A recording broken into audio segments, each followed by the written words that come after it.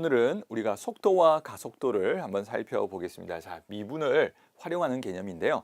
우리가 과학 시간에 이미 속도에 대해서 많이 배웠을 거고요. 또 우리가 초등학교 때부터 수학 시간에 어릴 때 우리 학생들이 뭐 거속시라고 하나요? 공식을 거리와 속력, 그다음에 시간에 대한 관계를 많이 알고 있었죠. 자, 우리는 이제 과학 시간에 이제 배운 부분도 있지만 이제 수학 시간이니까요. 수학 시간에 미분을 활용해서 우리가 그 순간 속도 에 대한 이야기를 좀 해볼 겁니다. 그러기 위해서 우리가 조금 개념을 정리를 하고 가겠습니다.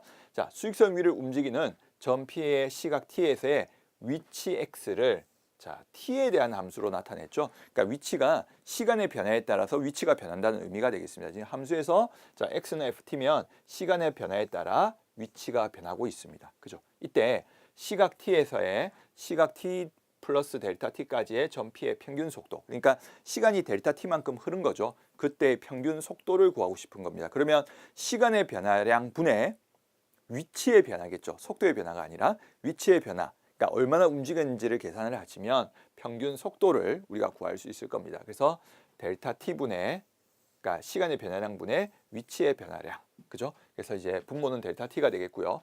자, 우리가 위치를 나타내는 함수가 f였기 때문에 t 더하기 델타 t에서 f의 t 더하기 델타 t에서 ft를 빼주시면 우리가 평균 속도를 구하실 수 있을 겁니다. 이 개념은 충분히 이해하시겠죠? 델타 t분의 델타 x라고 생각하시면 되고요. 시간의 변화량 분의 위치의 변화량이었습니다. 자, 그런데 우리가 이제 미분의 개념을 가지고 있으니까요. 자, 이제 속도입니다. 속도. 그죠? 좀 전에는 평균 속도였고요. 그러니까 순간 속도라고 해도 되고 그냥 속도라고 하면 돼요. 자, 그러면 이건 뭐냐면 지금 우리가 조금 전에 살펴봤던 시간의 변화에 따른 위치의 변화량이었는데 그 이때 시간의 변화를 0에 가깝게 가는 거죠. 그러니까 순간적인 그런 속도를 확인하고 싶은 겁니다. 자, 이때 우리는 자, dx dt라고 하게 되고요.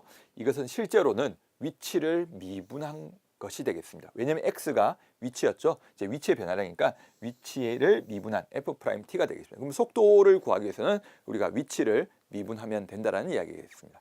아시겠죠? 자, 속도를 이렇게 정의했고요.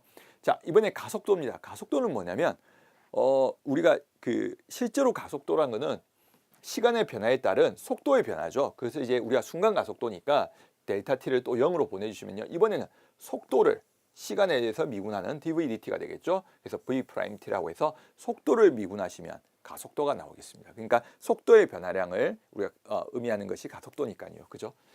자, 이런 개념 정도 가지고 계시고요. 자, 이제 우리가 확인할 게 방금 우리가 확인했던 거를 한번 연결해서 보겠습니다. 자, 위치가 있고요. 이 위치를 미분하면 속도가 되겠습니다. 속도. 자, V는 F'T가 되겠고요. 자, 그 다음에 또 속도를 미분해 주시면 가속도가 되죠. 속도가 얼마나 변하는지. 그래서 우리가 A는 V'T가 되겠습니다. 아시겠죠? 그래서 이제 우리가 보통 등속 운동이라고 하죠. 속도가 일정한 운동인 경우가 우리가 가속도가 0인 그런 속도가 0이 아니고요. 가속도가 0이 되겠죠. 그래서 그런 우리가 과학 시간에 배웠던 그런 개념도 좀 한번 생각해 주시고요. 그래서 우리가 위치를 미분하면 속도다, 속도를 미분하면 가속도라는 거 기억해 주시면 좋을 것 같습니다. 자, 우리가 문제풀이에서 많이 쓰는 것들이 있는데요.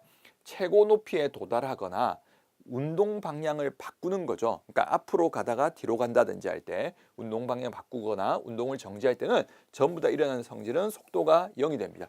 아까 운동 방향을 바꾼다는 것이 완전 멈추는 건 아니죠. 멈추진 않지만 속도의 부호가 바뀌는 거예요. 그러니까 앞으로 갈 때, 그러니까 앞으로 가는 것을 속도를 양수라고 한다면 뒤로 돌면서 속도가 음수가 되는 거거든요. 반대 방향으로 하면서 그때 순간적으로 속도가 0이 되는 거죠. 예.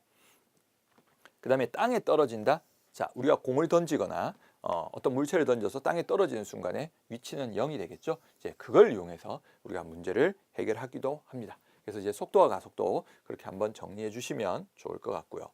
자, 우리 문제를 통해서 간단한 문제를 통해서 한번 개념을 확인해 보도록 하겠습니다. 수직선 위를 움직이는 두 점 PQ의 시각 T일 때 위치를 이렇게 정의가 되어 있습니다.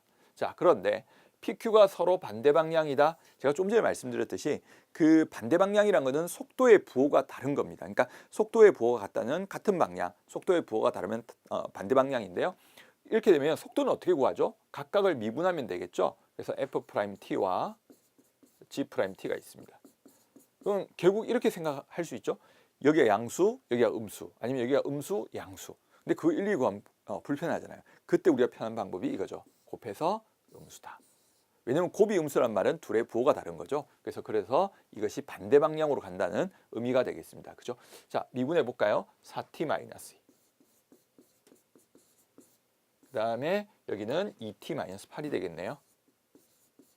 자, 이것이 0보다 작아주면 되겠습니다. 그러면 방정식으로 보면 근이 얼마죠? 2분의 1하고 그다음에 4가 되나요? 그럼 2분의 1과 4 사이.